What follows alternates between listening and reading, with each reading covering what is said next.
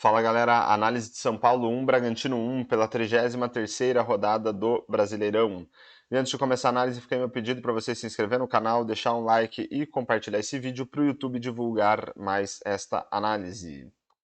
Eu reforço aí o pedido para inscrição, pessoal, para vocês me ajudarem a bater aí a meta ou a marca de 100 inscritos o quanto antes. Então fica aí meu pedido para você se inscrever.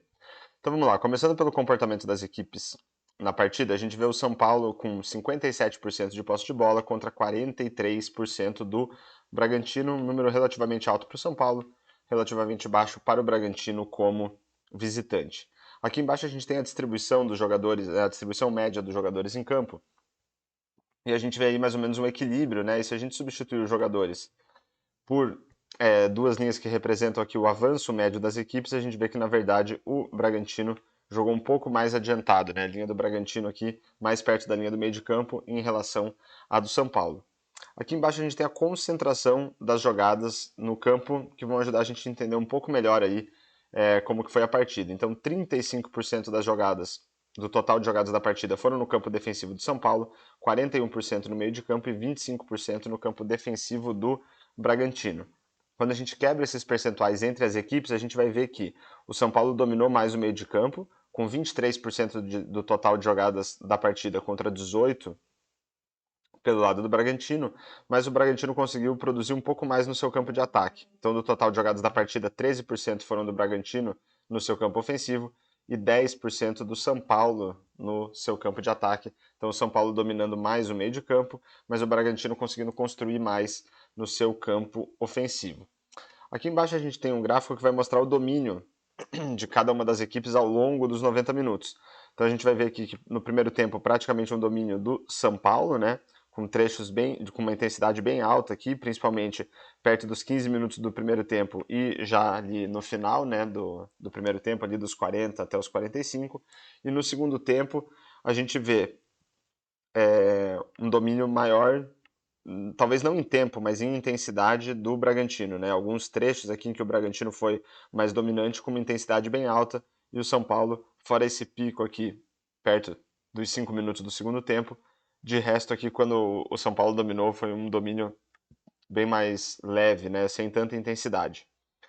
O domínio total, falando em intensidade, o domínio total da equipe mandante é dado aqui por uma intensidade de 100 positivo e da equipe visitante de menos 100. Então, se a gente tirar uma média de todas essas barras, a gente vai chegar num valor de 6, que representa aí que, na média, o São Paulo teve um domínio mediano, né? O domínio da partida, mas esse número não é muito alto, é apenas mediano, considerando que era a equipe mandante. Aqui do lado direito a gente vai olhar para algumas estatísticas que vão ajudar a gente a entender um pouco melhor aquilo que as equipes conseguiram produzir em termos de criação e de finalizações. Então a gente começa aqui pela expectativa de assistências, que mede a capacidade que as equipes tiveram de colocar os seus jogadores em condição de marcar gols. Então esse valor aqui é de 1,06 para o São Paulo, um número mediano para uma equipe mandante, e de 0,45 para o Bragantino, que é um número baixo, aí, considerando que era a equipe visitante. A gente vê aqui uma clara superioridade do São Paulo nesse quesito. Olhando para as finalizações, a gente vê que o São Paulo deu 15 finalizações na partida e o Bragantino 10. Então aí uma superioridade do São Paulo, mas de qualquer forma números medianos aí para as duas equipes, seja o São Paulo como mandante, seja o Bragantino como visitante. Mas só olhar para a quantidade de finalizações não diz muito para a gente sobre a qualidade das oportunidades que as equipes criaram, nem das finalizações em si. Então, para isso, a gente vai olhar para a expectativa de gols, que ajuda a gente a estimar o número de gols que uma equipe deveria ter marcado com base na qualidade das oportunidades criadas, e para a expectativa de gols pós-chute, que vai considerar também a qualidade das finalizações nessa estimativa. Então, a gente vê aqui que o São Paulo teve uma expectativa de gols aí de 2,14 com base na qualidade das oportunidades e o Bragantino 0,54. Então é um número relativamente alto para o São Paulo como mandante, baixo para o Bragantino como visitante. A gente vê uma clara superioridade do São Paulo nesse quesito, mas é importante ressaltar, né, que como o gol do São Paulo foi marcado de pênalti, só isso, né, só por ser um pênalti já aumenta bem a expectativa de gols no time, né, em média 80% dos pênaltis se torna um gol, então a expectativa já aumenta bastante só pelo fato do São Paulo ter tido um pênalti. Considerando a qualidade das finalizações, A expectativa de gols do São Paulo sobe para 2,69 e do Bragantino cai para 0,43. Então a vantagem aqui, né, a superioridade do São Paulo aumenta ainda mais quando a gente considera a qualidade das finalizações. 2,69 é um número bem alto para uma equipe mandante e o 0,43 é um número baixo para uma equipe visitante. Quando a gente olha para a diferença entre a expectativa de gols pós-chute e a expectativa de gols, a gente vai ter uma dimensão do desempenho das equipes nas finalizações. Então a gente vê que esse valor é de 0,55 para o São Paulo, ou seja, um bom desempenho, né? Os jogadores do São Paulo conseguiram elevar a expectativa de gols do seu time com base na qualidade das finalizações. Pelo lado do Bragantino, esse valor é de menos 0,11, né? Praticamente zero, mas ainda assim com um viés negativo, né? Ou seja, os jogadores do Bragantino aí reduziram a expectativa de gols do seu time com base na qualidade das finalizações. E quando a gente compara a expectativa de gols pós-chute com o número de gols marcados, a gente vai ter uma dimensão do desempenho dos goleiros na partida. Então a expectativa era que o São Paulo marcasse 2,69 gols e marcou um gol. Então essa diferença de menos 1,69, né, praticamente 2 gols, mostra um ótimo desempenho do goleiro do Bragantino, né? Ele tomou quase 2 gols a menos do que o esperado. Por outro lado, a expectativa era que o Bragantino marcasse 0,43 gols, não marcou nenhum. Essa diferença de menos 0,43 mostra aí um bom desempenho, né? Não tão bom quanto o do goleiro do Bragantino, mas um bom desempenho do goleiro do São Paulo, que também acabou tomando menos gols do que o esperado. Aqui embaixo eu trago esses números em forma de gráfico de barras para a gente entender o que foi mais, né? O que contribuiu mais na construção do placar de cada uma das equipes.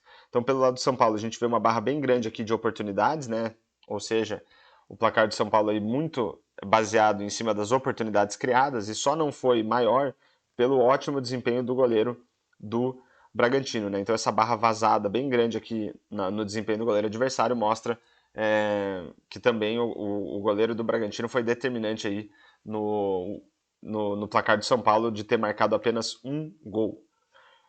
Por outro lado, se a gente olha aqui pelo lado do Bragantino, a gente vai ver um desempenho de finalizações, né, uma barra quase nula aqui, né, ou seja, como a gente já tinha visto, um desempenho praticamente neutro do Bragantino nas finalizações, e aí tudo que o Bragantino conseguiu construir em termos de oportunidades foi basicamente anulado pelo desempenho do goleiro do São Paulo, mantendo o Bragantino com 0 gols no placar.